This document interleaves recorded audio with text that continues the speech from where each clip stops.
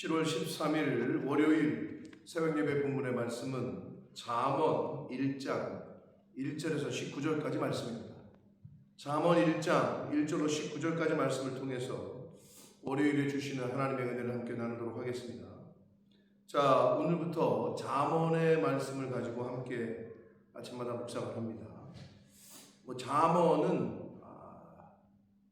교회를 다니지 않는 분들도 비신자들도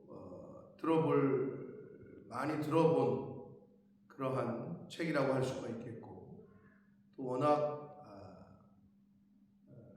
유명한 말씀들, 구절들이 많이 있기 때문에 넌 크리스찬들도 많이 인용을 하고 알고 있는 그러한 책이라고 할 수 있습니다. 스토리보다는 그 한 절 한 절에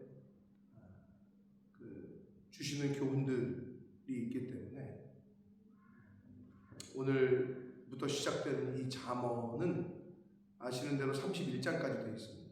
하루에 한 장씩 읽으면 한 달이면 다 끝나는 그러한 책인데, 구절 구절마다에 있는 그 교훈이 또 지혜가 너무 크기 때문에 한 5년 만에 새벽예배 본문으로 우리가 다시 보게 되는데, 오늘부터 시작하는 잠언의 말씀을 통해서 하나님께서 주시는 지혜, 하늘의 지혜를 우리가 조금이라도 배우고 또 더 공부하고 할 수 있는 그런 시간이 되기를 합니다. 자, 잠언은 말씀드린 대로 총 31장으로 되어 있습니다. 저자는 주로 솔로몬 왕, 솔로몬이 쓴 내용들이 대부분이고, 기록들이 대부분이고, 아굴과 루우엘 왕이라는 몇몇 사람들도 잠언을 기록했다라고 성경은 기록합니다. 그래서 30장이 아굴의 잠언이라고 할 수 있겠고, 31장이 루우엘의 잠언이라고 이제 성경은 밝히고 있는데, 이제 이 잠언은 크게 1부, 2부, 3부 이렇게 나눕니다. 1장부터 9장까지가 솔로몬이 젊은이들을 대상으로 기록한 것이고, 10장부터 29장까지가 솔로몬 시대에 수집된 솔로몬의 375개의 그 단편 경구라고 할 수 있습니다. 그게 이제 2부 10장부터 29장까지라고 할 수 있겠고, 30장과 31장이 아굴과 루무엘 왕의 어머니가 이제 쓴, 그의 제자로 추정되는 사람들이 쓴 것으로 보여지는 그러한 내용으로 이렇게 나눌 수 있어요. 그래서 1부, 2부, 3부 이렇게 나눌 수 있다.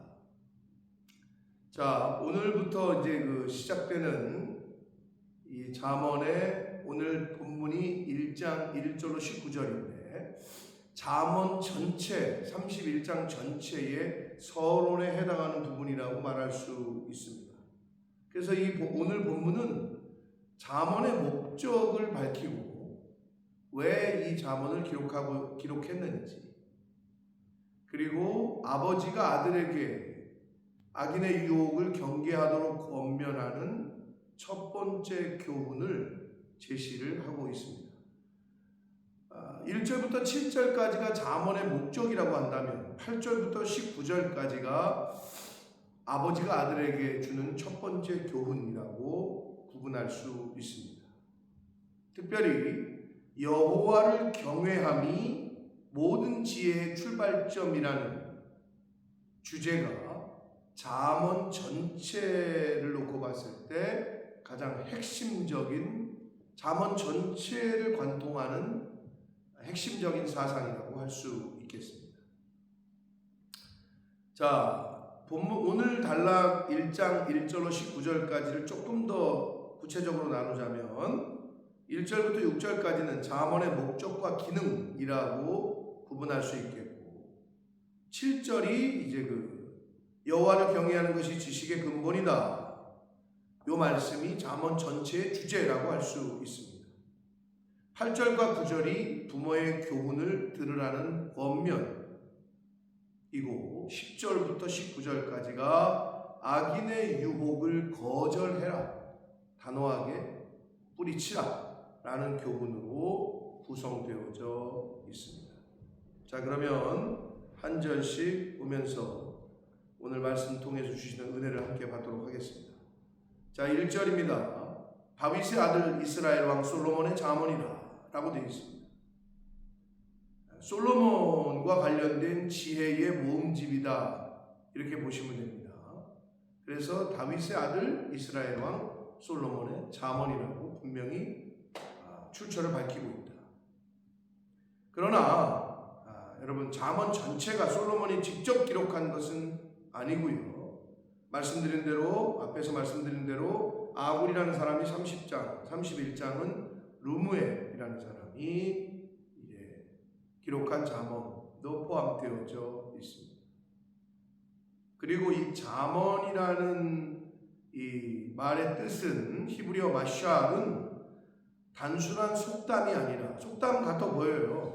경구, 속담 이렇게 보이는데 단순한 속담이 아니라 인생을 하나님의 관점에서 해석하는 지혜의 말씀이다 라고 생각하시고 이 잠언을 대하시고 읽으시고 들으시면 되겠습니다. 자, 2절을 보시면 이는 지혜와 훈계를 알게 하며 명철의 말씀을 깨닫게 하며 이렇게 되어 있어요.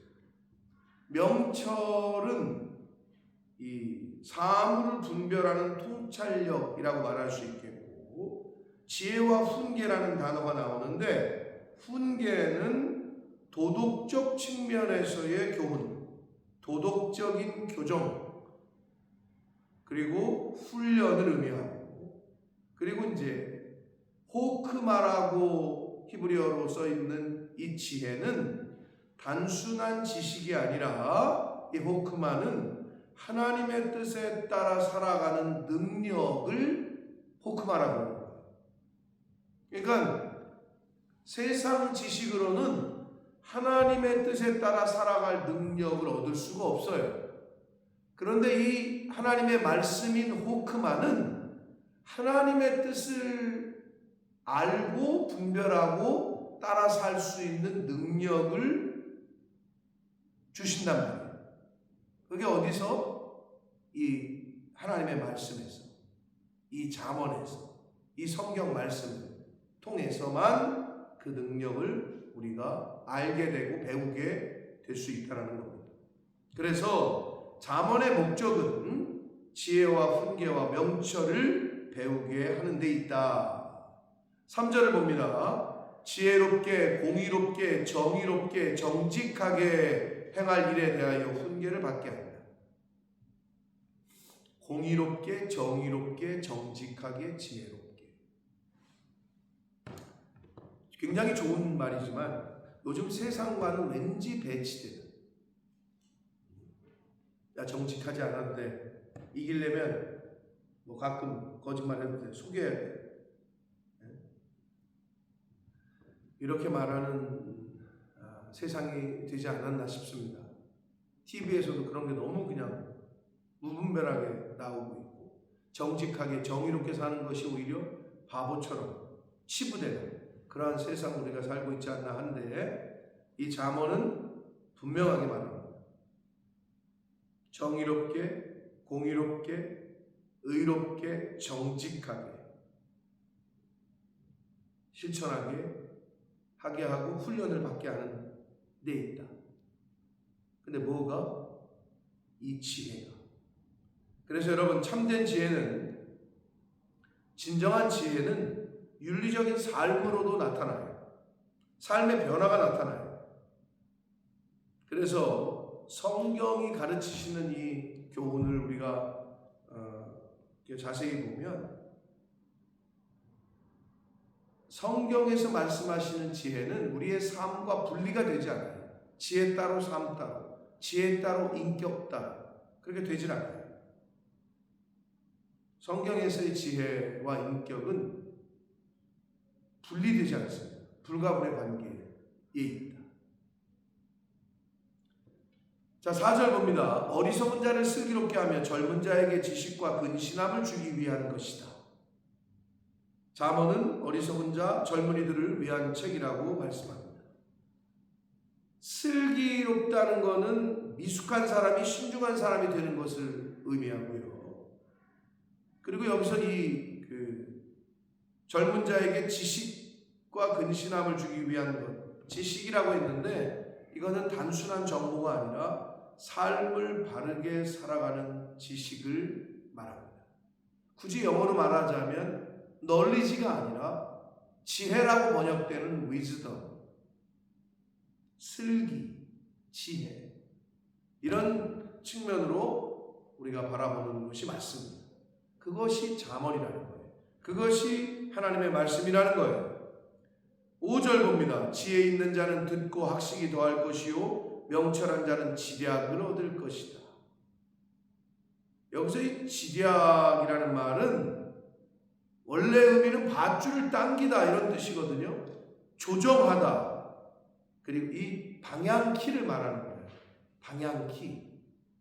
배 탈 때 왜 방향키 있잖아요. 요 조그만 뒤에 달린 것을 요렇게 하면 오른쪽으로 가고 요렇게 하면 왼쪽으로 가고 하는 것처럼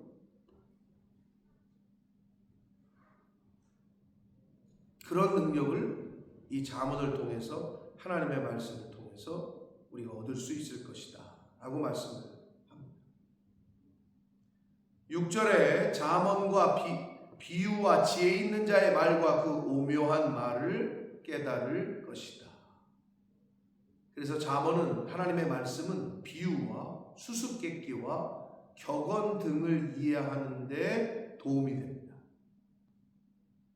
그래서 이 하나님의 말씀, 특별히 이 잠언을 깊이 묵상할수록 예전에는 깨닫지 못했던 것들이 깨달아지고 예전에는 무슨 말인지 몰랐던 비유들을 알게 되어지고 묵상할수록 더 풍성하게 이해가 되게 됩니다.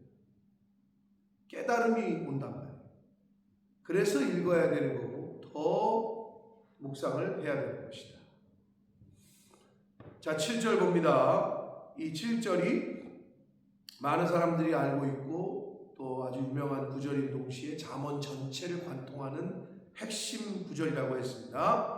여호와를 경외하는 것이 지식의 근본이다. 근본이거늘 미련한 자는 지혜와 훈계를 멸시한다. 잠언 전체 핵심입니다. 하나님을 경외하는 것, 여호와를 경외하는 것. 경외라는 말은 단순한 두려움이 아니에요. 존경으로부터 오는 깊은 존경으로부터 오는 두려움, 순종을 하게 되는 두려움, 신뢰로부터 오는 두려움, 예배와 경건으로부터 오는 두려움을 말해요. 그거를 경외심이다 라고 말합니다. 근본이라는 것은 기초가 된다는 말이고 출발점이 된다는 말이고 토대가 된다는 말입니다. 그래서 참된 지혜는 하나님으로부터 시작됩니다. 반대로 미련한 자는 지혜와 훈계를 멸시한다. 이렇게 되어 있어요. 근데 여러분 이거는 단순한 지혜와 지식의 부족이 아니라 영적인 완고함, 교만함을 의미합니다. 그럼 누가 미련한 자냐? 공부 못한 사람들, 저 어리석은 자라고 얘기하는 그런 측면이 아니라 교만하고 완고한 사람이 하나님의 말씀을 들으려고 하지 않는 그 교만한 자가 바로 미련하고 어리석은 자라고 말씀하고 있는 거예요.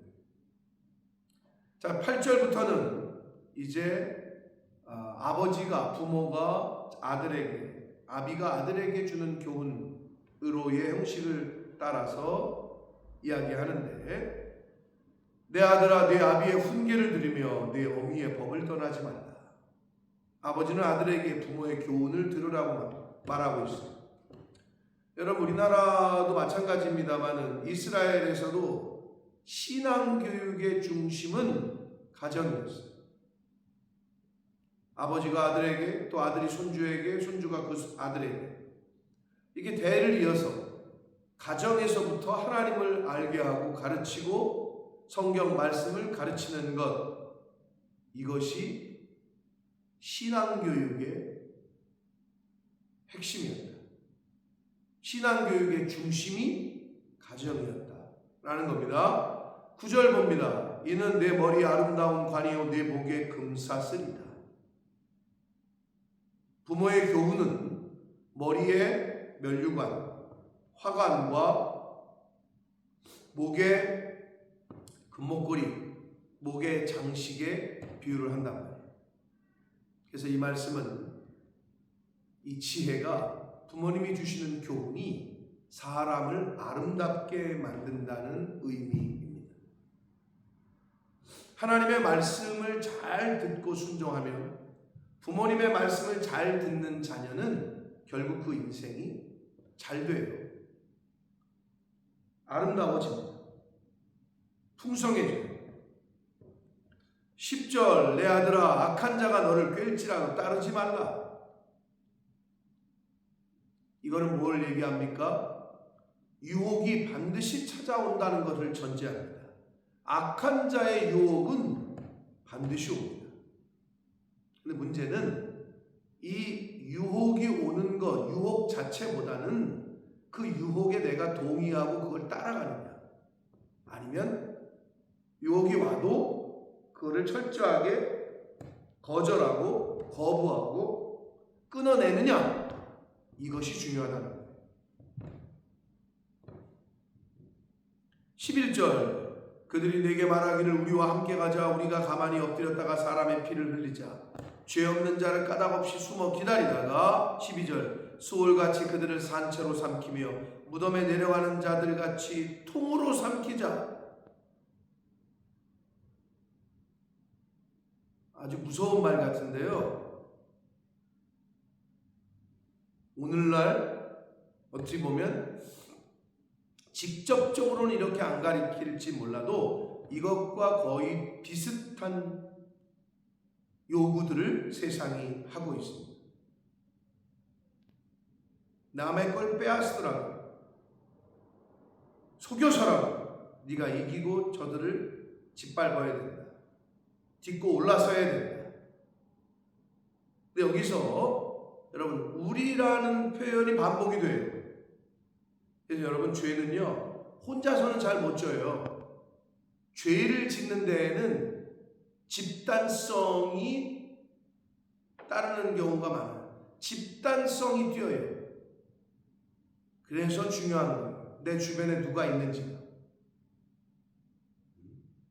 그리고 쉽게 부자가 되려는 탐욕이 죄의 동기가 됨을 이 말씀 속에서도 잘 보여주고 있습니다. 13절 이어서 보시면 우리가 온갖 보화를 얻으며 빼앗은 것으로 우리 집을 채우리니, 이건 탐욕이죠. 14절 너는 우리와 함께 제비를 뽑고 우리가 함께 전대 하나만 두자 할지라도. 여기서 우리라는 말이 계속 반복되잖아요.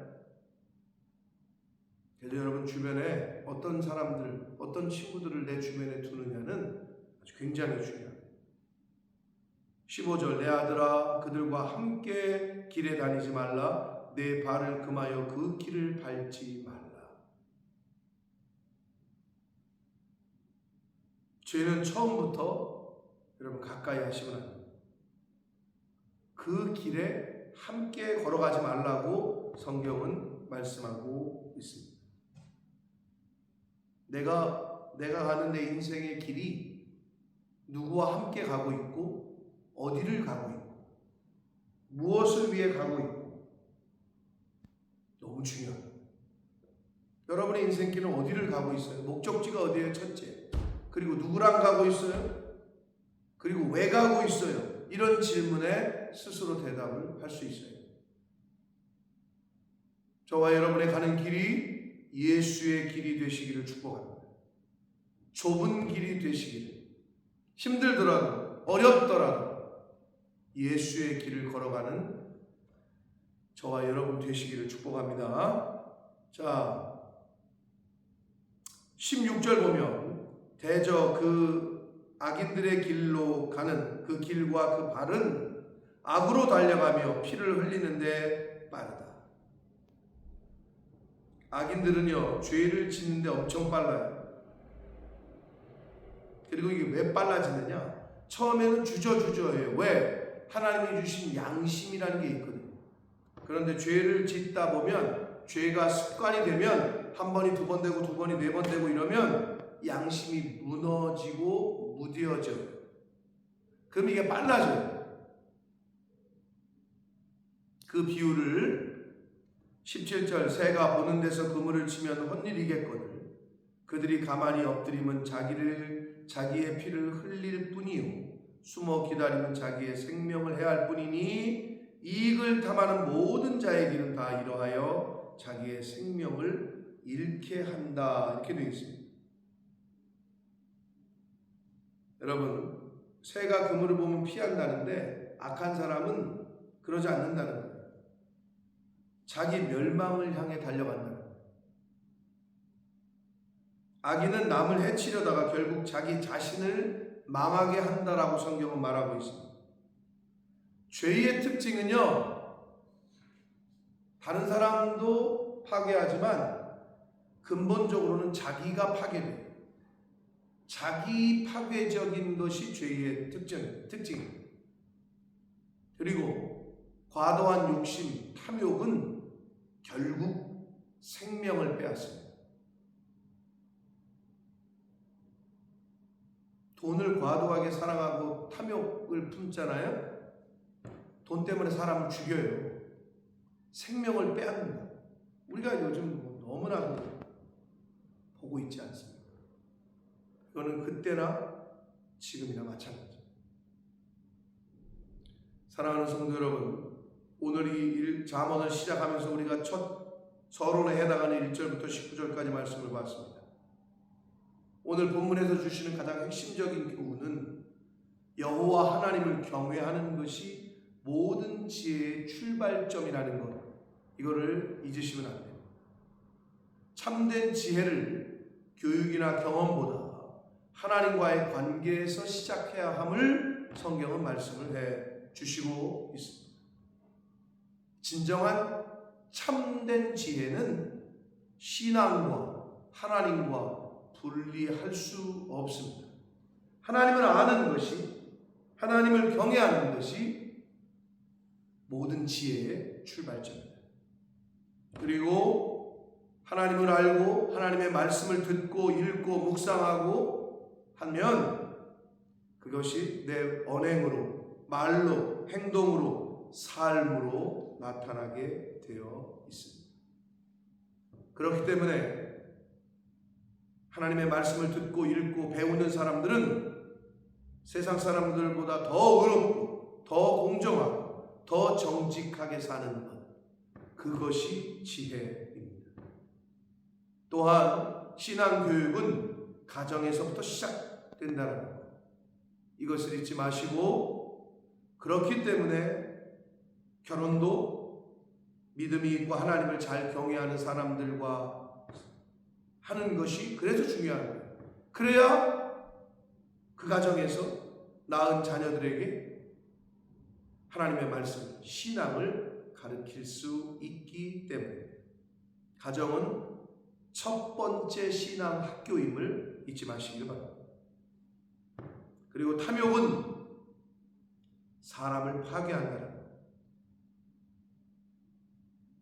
사실 오늘 잠언뿐만 아니라 성경 여러 곳에서는 돈 자체가 나쁘다고 말하지 않아요. 돈을 사랑하는 것이 일만하게 뿌리라고 얘기하듯이 탐욕, 과도하게 욕심을 갖는 것, 이것을 문제 삼아요. 그래서 여러분, 과도한 탐욕은 타인의 생명뿐 아니라 자기 영혼도 파괴한다는 것, 이것을 우리가 잘 기억해야 됩니다.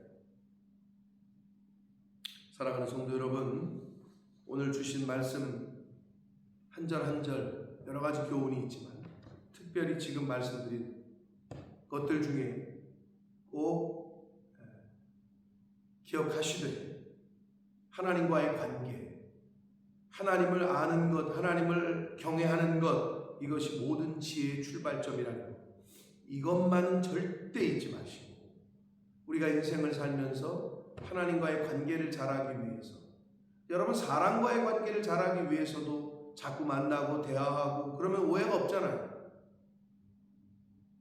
하나님과의 만남을 위해서 주일 예배를 지키고 주일 성수하고 하나님의 말씀 앞에 늘 귀를 기울이고 배우려고 가까이 하고 묵상하기를 가까이 하는 것, 그것이 굉장히 중요함을 잊지 마시고, 이 지혜가, 하나님이 주시는 이 지혜가 신약으로 와서는 궁극적으로 예수 그리스도를 통해서 완전해졌고 나타났다라는 것. 그것이 이 구약과 신약의 연결점입니다.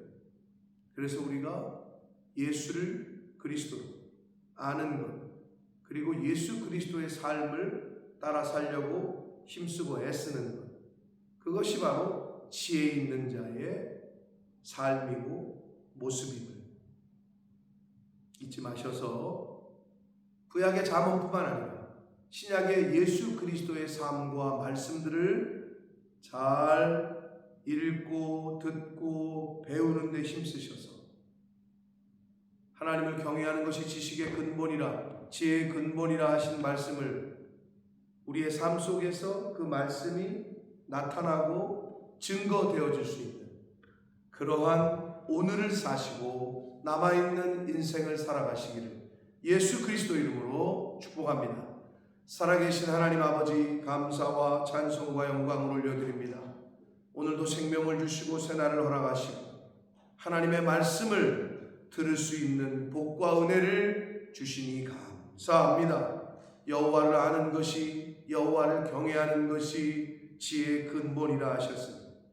아버지, 인생을 살아가며 어떤 삶을 살아가는 것이 나를 위하고 내 주변에 있는 사랑하는 사람들을 위하고 사람들을 위하는 것인지를 깨닫게 하셔서 하나님의 말씀을 통해 하나님을 경외하는 것을 배우고 그렇게 살아갈 때 결국 나도 살고 내 이웃도 살리는, 나도 살리고 다른 사람도 살리는 그러한 복된 인생을 살아가는 하나님의 백성들 될 수 있도록 성령 하나님 임마누엘로 함께하여 주옵소서. 예수 그리스도 이름으로 축복하며 기도드리옵나이다.